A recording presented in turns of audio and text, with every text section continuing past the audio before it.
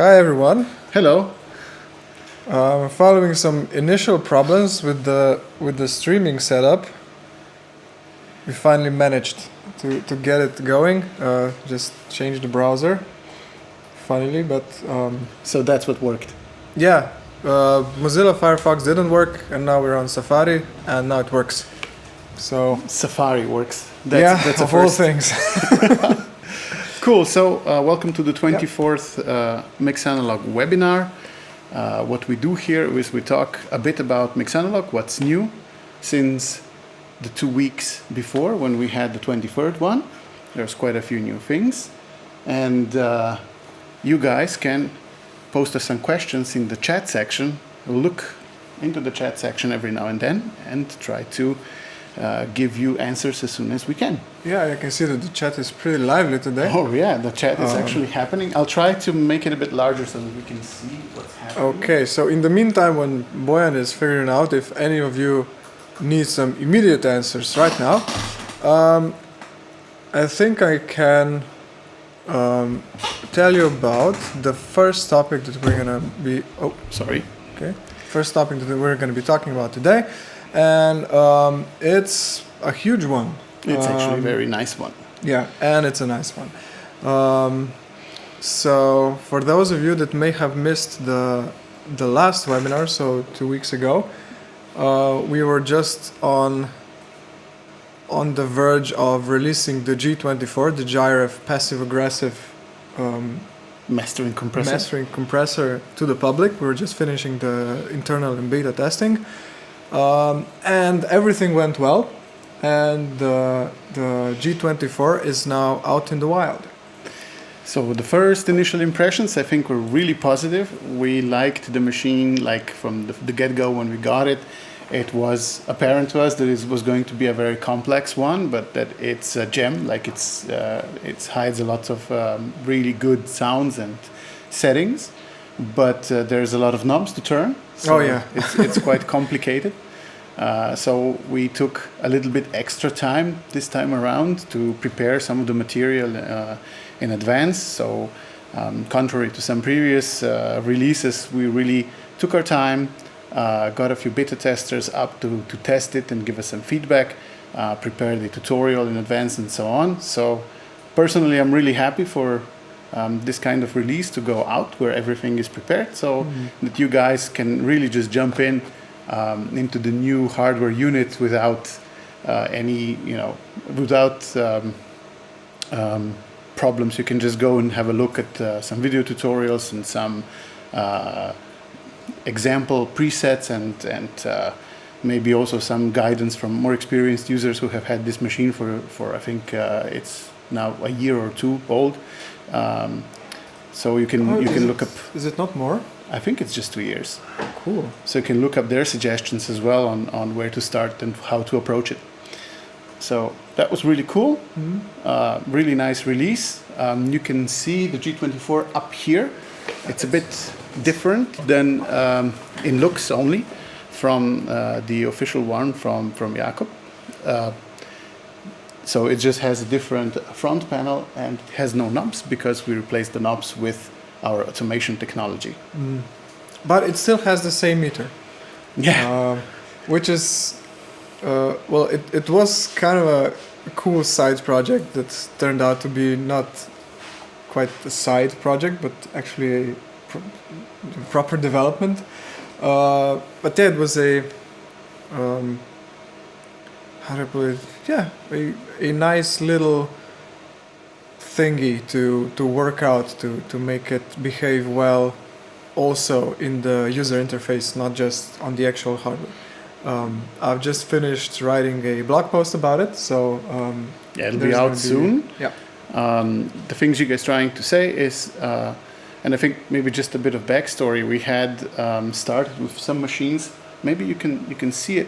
This one, for example, has no meters, no LEDs, nothing. It's just a black box, and there's a very interesting electronics in it, but there's nothing that you can actually see.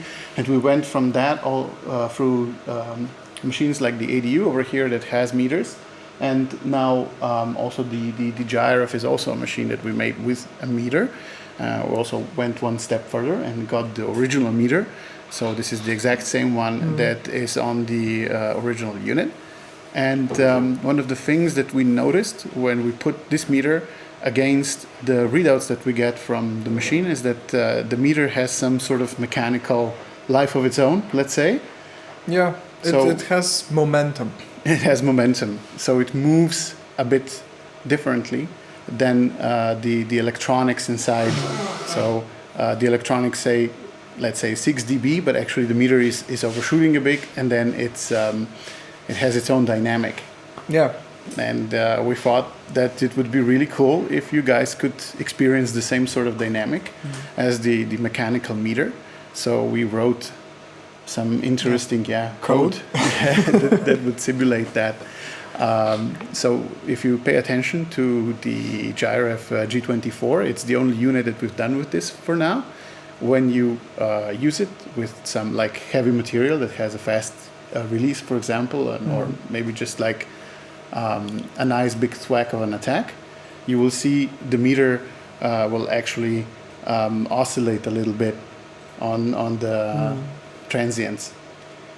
So that has been very interesting to work on, and there will be a nice article about that actually. it was kind of a nice addition to the whole plethora of technologies and fields that we cover to make all that work. And so far, we haven't really delved into DSP much because we are doing analog boxes, so we don't need to develop DSP. But it's interesting because it's a very similar problem. Yeah, like in a way. you have this, let's say, there's something happening on the box that's different from like a perfect mathematical representation, and you want it to be more lifelike, more real, and then you have to do something about it, and that's to process the signal. So it's the same sort of approach, let's say, to solving that sort of problem, to make the meter move in this particular way. Yeah, it's analog modeling, but it's not modeling the electronics, but the physical movement. Yeah, exactly. So I think that's the best way to put it. We did some modeling, but not on the sound, but on like the reaction that the machine has in the physical world. Okay, so should we stop talking about the meter? Yes. Or got a bit carried away. Yeah. So, In the meantime, is there no new questions, I think? I don't know. What gear is coming next? Excellent question by Matt. What is the actual next machine going to be? Probably envelope, isn't it? It's probably going to be the envelope, yeah. It's going to be the Elysia envelope. We've just done some mechanical prototyping on it, and we're going to get some, what are they called, extrusions? It's gonna get the whole. We got shipped original boxes from Elysia. Yeah. And the enclosure is such a tight fit for all the electronics that are already in that we cannot fit the automation anywhere because there's simply no space to put it. Yeah. So we are making our own enclosures. They're gonna be exactly the same width and height and everything, so we can use the front panels, and the unit is gonna be Stay as original as it can be. Yeah, original. Yeah. But the back of it is going to be a bit longer, so we can squeeze our automation in somewhere. So that's what's going on right now. Exactly, and we have 3 more Elysia machines like that. You can look up, I think it was webinar number 21 or something like that. Unboxing. Where we had an unboxing of all of the Elysia machines that we got. So if you want to take a peek in the future of what we're going to put on beside the envelope, but very near future, hopefully, you can take a look at that video. Yeah. Other than that, I don't think we can say right now because we have not really decided on the ordering of things, but we are working on quite a few more boxes. Well, I just don't want to say the order in which they're going to come yet because I'm not sure what's going to happen. Well, but the envelope is a good bet on being the first one to be completed. And Sorry, you were saying. I just wanted to say that the summing box project has been restarted again, or how do you That's say, one of the resurrected again. So yeah, a lot of you are asking about the summing, if we were going to do summing at some point. Yeah. And yes, it is in the pipeline. I think it's more than in the pipeline right now. It's actually being worked on. So it's one step more than just just a fictional project or maybe something that we're preparing for. We're now actually actively working on the summing mixer. We have the PCB ready for it. Hopefully it will check out. Everything works. We're now in the stage where we're buying stuff for it so that we can put the components on and test a few channels. Yep. And after that, there's just some more software to do. And some, what are those, summing bus amplifiers to choose and put together. And it's quite an undertaking. It's really gonna be. This is a super interesting box, and I think you guys are gonna love it. We've designed it with similar, let's say, approach as the tape volume boxes, like in terms of sonics. So a very clean summing box, but with the option to use colored summing amps. Like we can confirm Neve and we can confirm a tube amp, and the last we'll see. Yeah, those two are already decided upon, and the third one is somewhat in the air still. But that's what we can say right now. Yeah, for the new gear. And what shall we continue with? Yeah, let's see if there's any other questions. No, I didn't see anything pop up. No further questions. So let's continue on our list of things that we want to talk about, because there are some new things. So Mix Analog is actually quite involved project to work on. Maybe it doesn't seem that way because it does have quite a bit of technology in it, but in essence, it's just a web app with a few knobs and stuff. But actually, it's quite hard to get it to work all over the world with the different browsers and in different regions and on crappy internet and on excellent internet and so on some other sound cards that don't want to cooperate and stuff. So, there are quite a few things to fix so that it can work really well everywhere. And we've decided to hire some help on that. So we're expanding the team again, getting some hired help in, focusing on the front end specifically, so on the stuff that's, let's say, the last mile. So what happens inside your browser, the buttons you click and the images that you see and the meters that, and last but not least, the audio that comes from your speakers, that's all done by that code. And for that code specifically, we're going to get more people. So I think that's really exciting news. I've seen some of the first work generated by the new hires. It's really cool. So it's going in a very cool direction, and the speed is really nice. So I think soon we will already see some of the first bug fixes and maybe also some features coming to the front end of Mix Analog. We just got one question while we were talking. The summing mixer, that's the answer to Felipe's question. The summing mixer is going to have 24 mono channels of input. It's going to have 3 stereo buses, and those 3 are then going into one stereo master bus. And there are inserts, I believe, on each of the stereo buses and on the master output. So essentially you have 3 buses that you can assign the 24 channels to.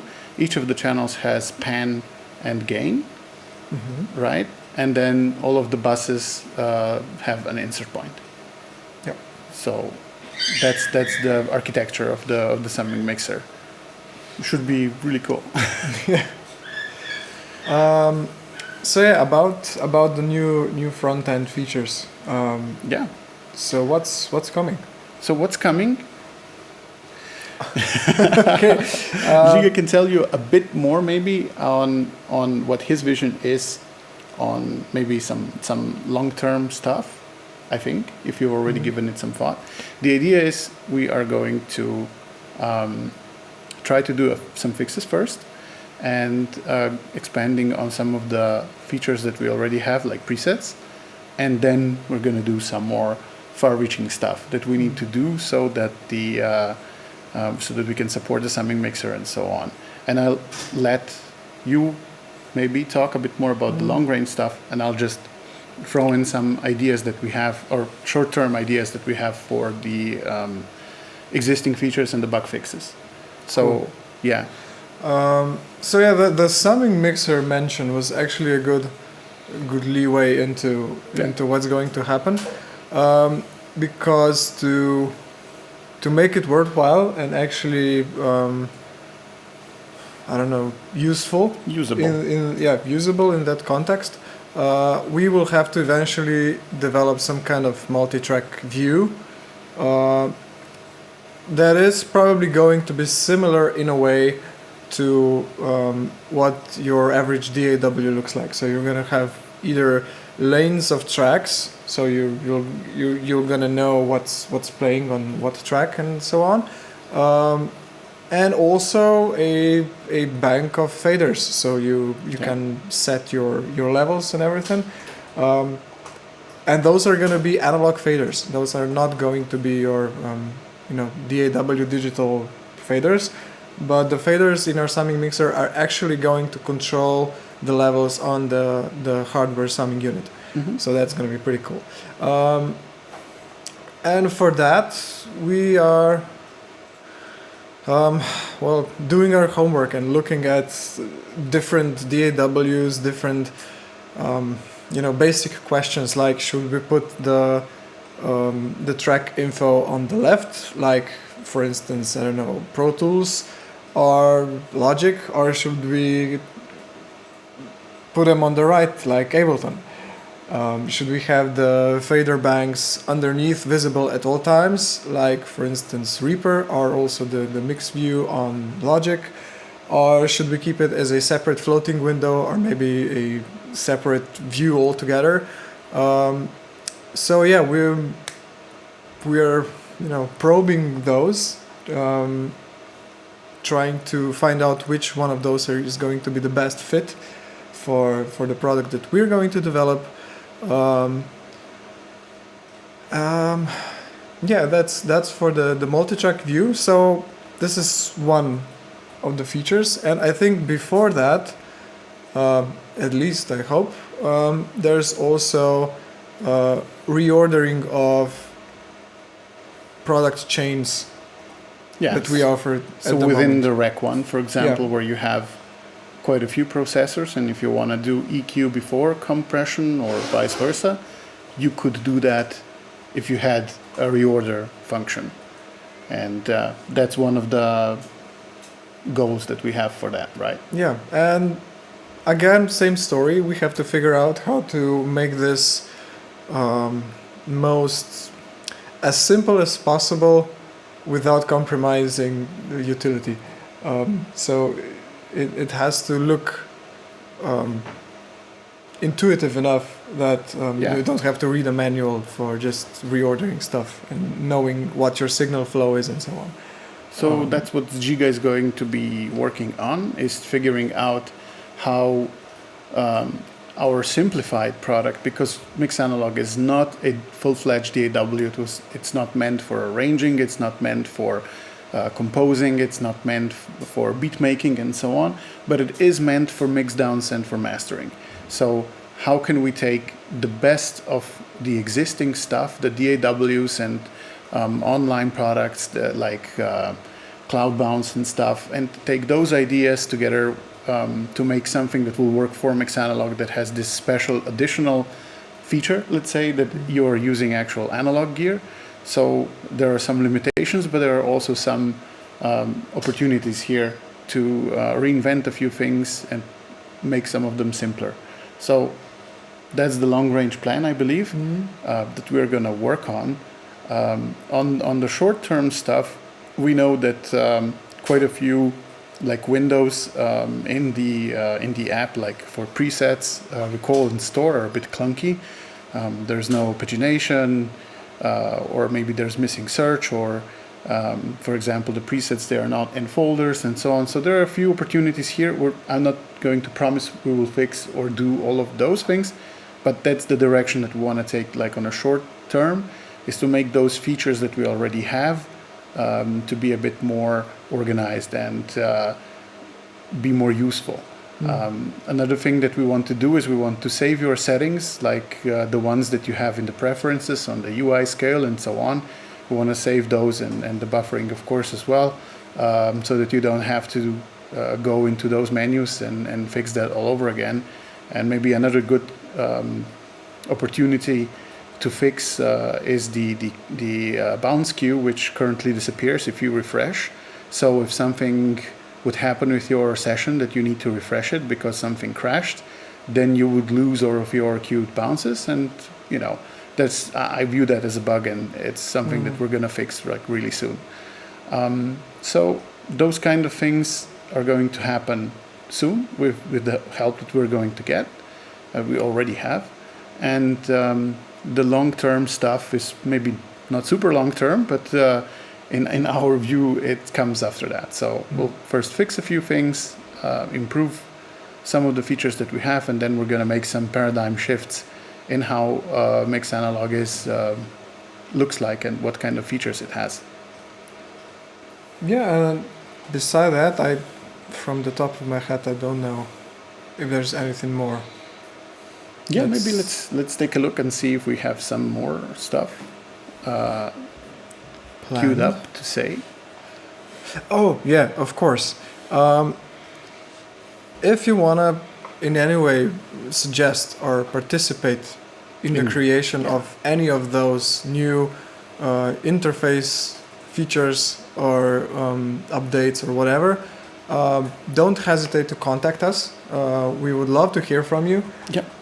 So one way is to contact us on Facebook. We have a users community, so a mixed analog users community. Yeah, just join that. Either that or just write us a direct message or private message on Facebook, and or if you like, you can also email us at support@mixanalog.com, and there's also built-in chat on the application. So if you have trouble, you can always click there, and usually it's me or Žiga or Gabriela helping you out if there's anything. So don't hesitate to contact us with suggestions or bug reports, and we'll fold that right into these two, let's say, plans, like the short-term one with mostly bug fixing, and the more long-term one where, just if you have some idea of how you would like the arrange and mixing stuff to work, like would you like tracks, lanes, regions? Is that too much? Do you like really need, I don't know, automation clips or something like that? Tell us, and we'll fold that right into our decision-making process and try to make the best mixed analog that we can possibly make. We are making it for you, so you can have a say in that. Yeah, to a degree. So. Yeah, definitely. Okay, so what did you think with that? Yeah, so there's let's just check if there's anything else that we can answer. Not really. No new questions. It's a bit quiet, but okay. Anyway, yeah, just the one last thing I wanted to say is I think it was quite a few webinars back we said that we have won some funds to accelerate the development of mixed analog, and we are now happy to say that we have signed the contract. So now we are officially, let me check, because there's a list of things. Yeah, so we are now co-financed by the Republic of Slovenia, a Ministry of Culture, a Center of Creativity, and the money actually comes from the European Regional Development Fund. So to all of you fellow Europeans out there, a little part of your taxes are going into into our way. So thank you very much. Yeah, it's gonna help. It's definitely gonna help. So thank you. Thanks for your taxes. That's it's true. No, Yeah, it's true. it's true. Not everyone likes to pay their taxes, but I think if you know that you're doing it, they're going for a good cause, then that's a bit better. Oh, Jakob joined us. Hi there. Yeah, exactly. Good going, you. Good pick. Thank you. So, is there anything else that we can talk about? Yeah, that's the end of the list that we have prepared in advance. But if you have any questions, Yeah, we're happy to answer. Yeah, that's for you. Yeah, we're gonna be waiting for a minute or two to answer questions that may have arisen. In the meantime, it was really nice. I'm looking at the video that we are shooting, and every now and then you can see the tape machine spins up and turns around, and you can see the lights on the Burl mothership lighting up every now and then. So yeah, that's looks why cool. no one's asking questions. Everybody's mesmerized by the gear. Like, Yeah, they're what is it? doing their masters and doing, you know. Yeah, it could be a busy season, right? So Yeah, it sure is. It sure is. is it for you? You have your own studio, so maybe Yeah. you can tell us. Yeah, it's been quite a busy autumn. To be honest, I haven't expected that, but it just kept coming. So I'm finishing the last batch of mixes from the recording session I've been running in October and November. And I have another recording session scheduled in 2 weeks. So yeah, it's been quite a busy season. We got a question in between. The question is, are all your gear in pairs? I think that goes for, is it stereo or not? The answer is all of our gear is stereo except for this guy over here. The 1176 is just one and it's mono. If you put on a stereo track, it will only process the left track. So a bit of advice there. So if you have some bass tracks or vocals, then that's a really good fit.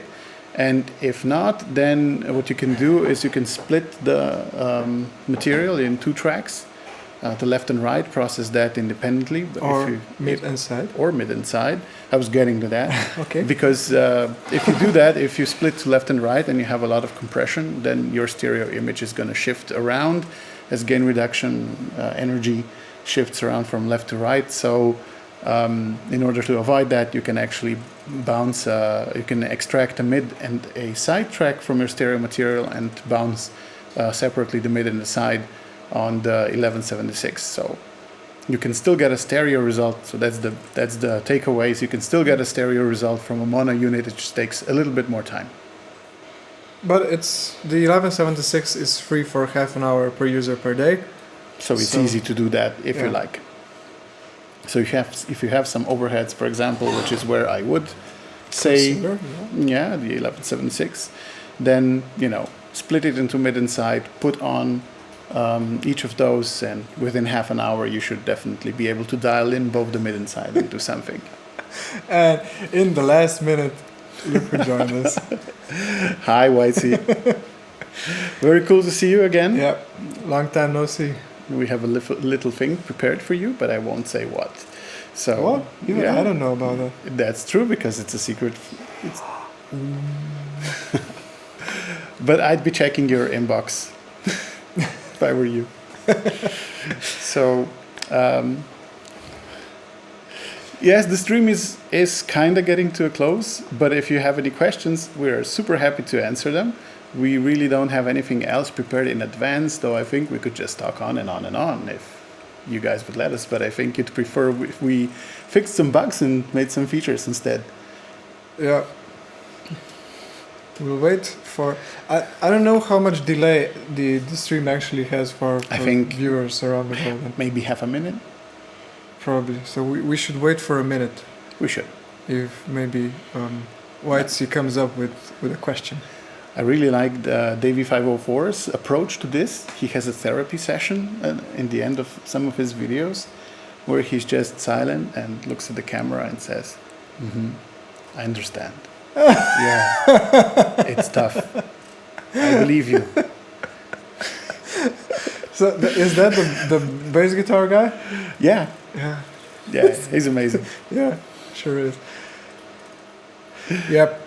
So, okay, we're hearing your cries for bug fixing, so we'll do that instead. And bid you all Happy goodbye mixing. for now, and let you go on to mix great albums and singles and stuff, because that's probably what you want to do, right?